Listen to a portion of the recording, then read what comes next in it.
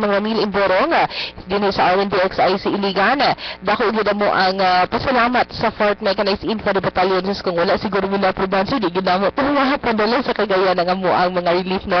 So pahibali lang alang ito sa mga kagilaan din sa dakbayan si Iligan nga mipaabot sa ilang mga relief, mga hinabang o uban pa alang ito sa ang mga kagalang nga biktima sa Super Typhoon ilan na dito sa Kabisayan. So katong mga iyong gipanghatag ng mga hinabang for the second time napaabot na nato dito sa RMDXCC ato ang sister station nahatod na nato ato ang mga relief gikan dito sa dakbayan sa Iligan after ato i-direction nato dito sa kuano sa Kabisayan alang sa tuwa nga mga kigalan. So daghan kaayong salamat sa suporta sa 4th Mechanized Infantry Battalion. Ingon man sa mga kigalaan nato nga walay huno nga mipaabot gyud sa ilahang mga hinabang. Again, daghan kaayong salamat sa inyong tanan. So karon ato ang hinabion si ato ang CMO officer si Lieutenant George Bonisa sa 4th Mechanized Infantry Battalion og kalabot sa ato ang hisugitanan karong buntaga sa National Greening Program. Sir, maayong buntag. Mayong buntag kasamang Jesse Chris og mayong iligan sa atong mga kaigsuonan diri sa Iligan og mauman sa atong mga kaigsuonan nga atong silingan sa Lanao del Norte mga munisipyo kasamang Jesse Chris. Okay. Bago kita magdiretso sa atong topic nga National Greening Program kasamang Jesse Chris, medyo nalang ko yung mga uban topics nga i-discuss pod. Halimbawa atong sa atong mga relief goods.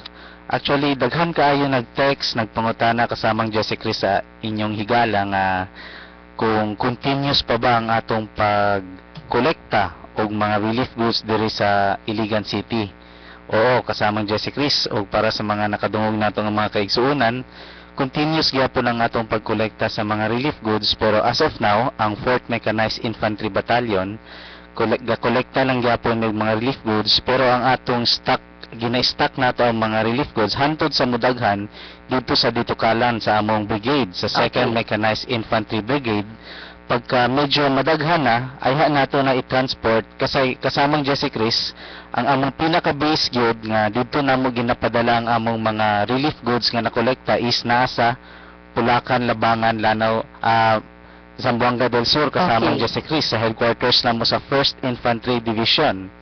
So, diretso naman nga siya dalon dito o for another schedule na po sa para ma-airlift sa C-130 ang mga relief goods ay palang mapadala nato sa atong mga kaigsunan dito sa mga affected areas sa Visayas kasamang Jesse Chris. Okay, so alam ito sa ito nga mga private sector nga buot na muhatag na sila mga hinabang pwede gihapon ninyo sa masagi kaingon ni Sir Bonisa pwede gihapon ninyo ipaabot sa ilaha. Oo, kasamang Jesse Chris og mauman diri sa inyong station sa DXIC atong kauban na permis sa mga outreach program og sa mga lain pa nga mga organization pwede pod i-drop by sa atong mga kaigsuonan para maghatag sa ilang mga relief goods og isa pa sa akong madugang kasamang Jesse Chris medyo ubay-ubay ang daghan kaayo nga mga request sa 4th Mechanized Infantry Battalion para sa transportation assistance para sa mga relief goods. Dili namo tanan mahatagan og priority kasamang Jesse Chris kay ang atong truck, ang atong mga military vehicles is usahay medyo nakakumit siya so dili nato agad-agad nga mahatag ang transportation assistance pero in the long run mahatag gyapon nato kasamang Jesse Chris once nga dili na gid kayo busy ang atong mga truck kasamang Jesse Chris. Okay, so ina na lang no. So alang nga to sa mga nag-request nga wala pa na aprobahan o di na siya nagpasabot nga dili gid mo aprobahan. So na mga pamaagi no. So again salamat gihapon sa mga padayon nga ihatag sila mga hinabang no dako na kay na siya og tabang sa pamahalaan sa Kabisayan. Oo, kasamang Jesse Chris. Actually, gusto lang po na ako i-inform ang tanan nga naghatag katong niagi nga si Mana kasamang Jesse Chris. Katong kalit-kalit nga pagkolekta nato og mga relief goods gikan sa atong mga kaigsuonan diri sa Iligan nga ang ilang gipadala naa na karon dito sa mga affected areas kasamang Jesse Chris. Okay, so mo tay gipasakay nato sa 130 sir no. Oo, kasamang Jesse Chris, mao to siya ang first batch sa airlift paingon dito sa mga affected area sa Visayas. Ug ang second batch is sa karon wala pa pero kanunay lang gyapon ang atong pagkolekta og mga relief goods kasamang Jesse Chris. Ug ang isa pa is gina-encourage namo ang atong mga kaigsuonan nga maghatag og mga katong willing nga maghatag kasamang Jesse Chris og mga relief goods nga para sa atong mga kabataan, mga babies kasamang Jesse Chris na na-mention na nato sa mga niagi, mga mga pagkaon sa mga bata, gatas, ug uban pa kasamang Jesse Chris kay mao gyud na ang isa sa mga kulang nga naa didto sa atong mga affected areas nga apektuhan nato nga mga kaigsuonan sa Visayas kasamang Jesse Chris. Okay, so tayo bali lang nga po sa itong mga kagalaan nga nag-donate sa ilahang cash. Ang aron ng DXIC Iligan, gipaliton nato tanan og mga sako-sako nga sabon, toothpaste, iyon man ay kinarton nga mga gatas para sa ato ang mga kabataan. So katutanan cash ato atong gipamalit. Og ingon man ang ato ang mga request po nga mga dulaan para sa ato ang mga kabataan. So daghan usab ang naghatag mo pagipadala na nato tanan gihapon kagahapon. So direct pa to siya nga maabot dito sa Kabisayan. So inana again daghan kaayong salamat. So before ta mo proceed siguro sa to ang hisgutanan about sa National Greening Program, na curious ko aning about sa to ang Kalasag Project Showbox. Oo, kasamang Jesse Chris, ang isa na sa akong i-discuss pod karon ang Kalasag Project Shoebox. Well, ang Project Shoebox mao ni siyang isa ka proyekto sa Philippine Army nga gipangunahan sa atong Commanding General sa Philippine Army para mag-conduct og mga activities nga nahatagaan natog emphasis ang atong mga kaigsuonan nga mga estudyante diri sa mga hinter barangays, labi na gyud diri sa atong area of operations diri sa Iligan City. Mao man sa mga dapit nga barangay at dapit nga mga munisipyo sa Lanao del Norte. Ang Project Shoebox, from the word shoebox kasamang Jesse Chris, isa kini ka programa kung asa ang inyong mga kaigsuonan nga mga sundalo. For the past month katong mga niaging bulana, nagkolekta kami og mga gamit na nga mga shoebox, katong mga box nga sudlanan sa atong mga sapatos sa una.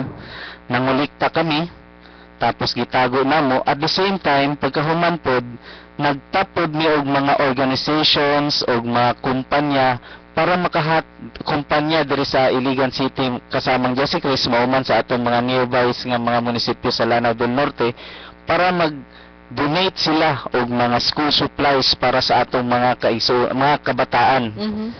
So kining mga nakolekta namo nga mga notebook, mga papel, mga ballpen, mga crayons, ubay-ubay pud kasamang Jesse Chris. Actually, daghan pud kayo nag-donate og mga ginatawag nato nga mga hygiene materials, mga sabon, toothpaste, toothbrush.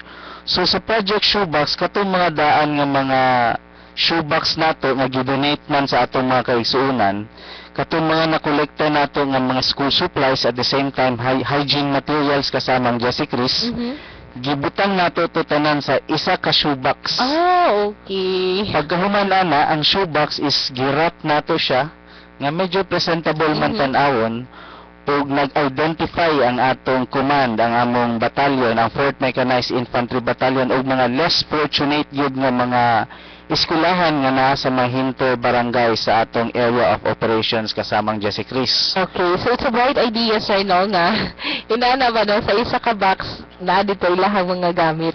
Oo, kasamang Jesse Chris. Actually, isa na pod nga activity nga napangunahan sa inyong sa inyong army nga 4th Mechanized Infantry Battalion diri sa atong area of operations kasamang Jesse Chris. Sa karon katong niaging 21 November, ang atong napili nga eskwelahan isang Dimayon Elementary School nga naka-base sa Taguluan, Lanao del Norte kasamang Jesse Chris. Okay, nga ay almost 340 ka mga students na to ang naa dito ang naka-benefits. Oo, kasamang Jesse Chris. Sa ingon man nga pagsulti, katong gihatag namo nga sulod sa shoebox, dili man gyud siya nga grabe kadaghan kasamang Jesse Chris. Pero kabalo mi nga bisag unsa man kagamay ang atong mga mahatag sa atong mga kaigsuonan, dako na siya pareho sa mga relief goods, sa mga donations nga gihatag nato sa mga kaigsuonan nato sa Visayas. Bisag isa lang na ka lata nga sardinas or isa lang na siya ka pack nga noodles, pag abot dito sa atong mga kaigsuonan, dili na nila mabayran ang ilang pagpasalamat sa ato nga naghatag o nag-share sa atong mga blessings nga nakuha diri kasamang Jesse Chris. Okay, so inana lang no, simple way nga nakahatag og dakong kaimportansya sa atong mga kaigalaan. So nindot siya nga idea sir no. Matry nga. Oo, kasamang Jesse Chris, bali ako pong actually, launching lang to siya kasamang Jesse Chris, ang Project Shoebox dito sa Dimayon Elementary School. Mao na ginaawhag namong atong mga kaigsuunan, mga NGOs, mga uban pa ng mga organisasyon diri sa Iligan City, mao man sa Lanao del Norte nga punta matabangan pagyud kami nga para mahatagan nato og emphasis ang atong mga eskwelahan nga naa sa mga hinter barangays kasamang Jesse Chris. Okay, so inana lang no. So klaro na kaayo sa kuaon sa ning Kalasag Project Showbox. Kay murag kuan man gud siya. So may inaning box ha sulod. Murag early gift na ni para sa ilaha sir no. Oo, kasamang Jesse Chris, pre-Christmas activity ni sa atong mga kaigsunan, o we're hoping kasamang Jesse Chris nga in partnership sa uban pa nato nga mga stakeholders diri sa Iligan City, mas maka-provide pa taog mga same nga mga proyekto sa atong mga eskwelahan diri sa Iligan City kasamang Jesse Chris. Okay, so inanay, daghang kaayong salamat sa mga ni-suporta sa ato ang Kalasag Project Showbox. O karon nga napatayo 8 minutes na lang sir no para i-discuss nato ang National Greening Program. Speaking of National Greening Program, ano siya sir? Kasamang Jesse Chris, ang kini siya na-discuss namon ni sa nag-conference ang among mga officers katong niagi nga 21 November hangtod 23 November sa among headquarters sa 1st Infantry Division. Ang natagag emphasis sa among conference is kining National Greening Program. Okay.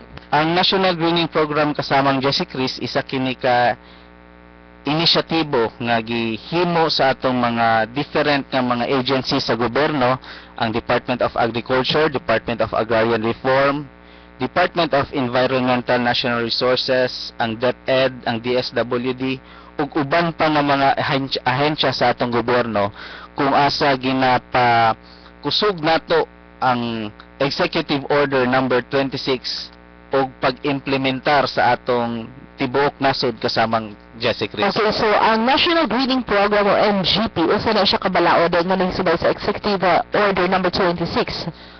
Tama kasamang Jesse Chris, o in connection to that, ang Executive Order number 26 kasamang Jesse Chris na pirmahan kini ni sa atong present nga president nga si Benigno Simeon C. Aquino III atong last 24 February 2011 kasamang Jesse Chris.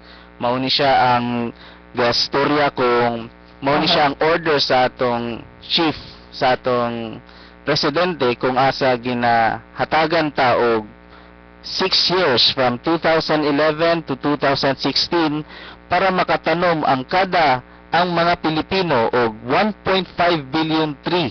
Okay, 1.5. Medyo dako siya nga target sa 1.5 million hectares diri sa atong nasod kasamang Jesse Chris. Okay. So, in that 1.5 nato nga target no, mukumayon taog ka ng National Greening Program, also participation sa AFP in that particular program. Maayo ka na nga pangutana kasamang Jesse Chris kay sa pagpirma pa lang adtong sa atong Executive Order number 26 kasamang Jesse Chris, nagplano na usab ang among mga officers nga nasa higher headquarters namo kung unsahon nato sa Philippine Army as the same time sa atong tibok nga mga kasunduluhan sa atong nasod kung unsahon nato pag-participate aning National Greening Program.